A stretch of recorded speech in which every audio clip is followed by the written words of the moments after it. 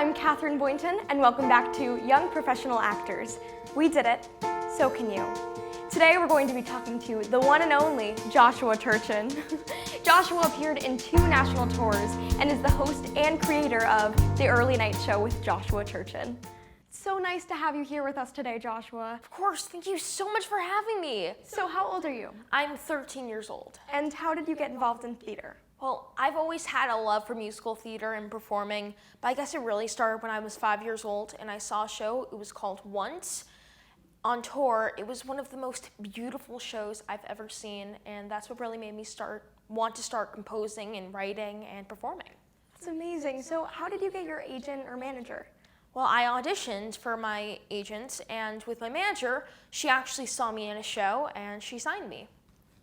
So you've been in 2 national tours. How did these tours affect you and your family? Well, with the tours, it was so cool because I actually got to see places across the country that I would never get to see otherwise. And for the 2 months or 3 months that you're on tour, your cast basically becomes your family. You go everywhere with them. And with my family, this was the first professional job I did, and I was 8 years old. And my dad has a business here in Florida, but he had to go back and forth with my sister, but my mom was always with me. So there were times where we all got to be together as a family and they got to see me in the show. So which 2 tours were you in? I was in A Christmas Story on tour. And you were also a cast member, the youngest cast member of Forbidden Broadway, correct? Yeah. The Next Generation? Yes. Do you mind explaining what that is and how your experience was in that? Sure. Forbidden Broadway, The Next Generation, was an off-Broadway entity that has existed for over 38 years. It spoofs different and current and old Broadway shows and Broadway stars and TV stars. So we did the show for about 7 months, which is crazy. We started out in the Triad and we spoofed Evan Hansen, Tootsie, Fiddler on the Roof, and all the shows that were on and off Broadway at the time. And it was really cool because I got to play Dear Evan Has-Been, and it was one of my favorite experiences. And the cool thing is we actually got to bring it here at the Kravitz Center, and we got to do the show for a week, and we got to celebrate New Year's here. That's amazing. So not only are you an accomplished actor, but you're also a composer and a writer, a playwright. So do you mind telling us a little bit about a musical that you just wrote? Sure, I wrote a show called The Perfect Fit the Musical. It was at an off-Broadway International Theater Festival last year called the Rave Theater Festival. It had an all-star cast, and it actually won a couple of awards. It's about different theater kids trying to figure out where they belong in the world while experiencing vindictive stage parents, uplifting dance classes, all while trying to find their perfect fits. A cool thing is that recently Broadway Records released an EP of the show featuring Tony Award winner Laura Benanti, Nikki Renee Daniels, Carly Gendel, and so many more incredible people on iTunes, Amazon Music, and wherever else you can stream music. So not only are you creating your own musicals, but you're also creating your own shows, like series. That is so cool. Do you mind telling us how you came to create and host The Early Night Show with Joshua Turchin? Sure. So back in New York, I had a cabaret series called The Early Night Show Live with Joshua Turchin. We were going to do another one, but then the magic of Corona happened, and Broadway was shut down, and the theater industry was also shut down. So that's why I had the idea to create the Early Night Show virtual edition, Corona Cabaret. I bring on different Broadway stars and TV stars. I ask them questions and they sing a song, and I accompany all of them. I've actually played over 200 songs on the piano so far for the show, which is crazy. Wow. And not only do you do that, but you also have a lot of experience in film and doing voiceovers and TV. Do you mind explaining what's the biggest difference for you between doing film work and then performing in front of an audience? Well, with theater, it's all live, and you get to emote and make different gestures and dance and do all this other stuff.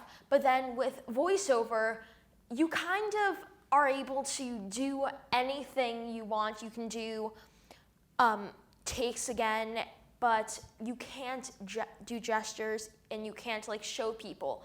You have to show people using your voice. So it's all reliant on the different emotions that you are trying to express.